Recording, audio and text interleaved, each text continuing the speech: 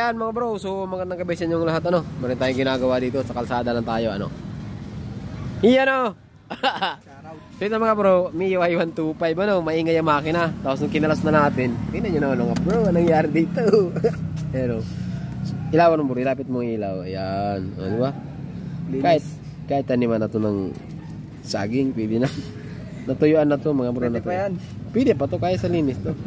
Tapos maingay mga bro, tingnan nyo naman ang clearance. Wala pa tayong ginagalaw dyan O, tingnan nyo. Wala nyo.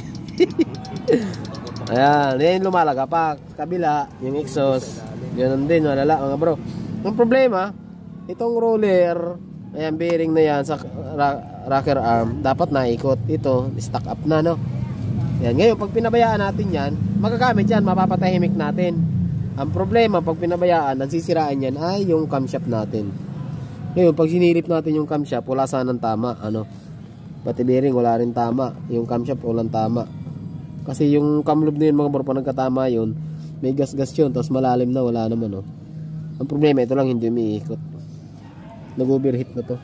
Tapos, pagka ganitong mataas, mga bro, maingay. Tapos bubusalsalin niya yung barbula. Yan naman, bro, parang busalsal na. Busalsal na nga busalsal na nga.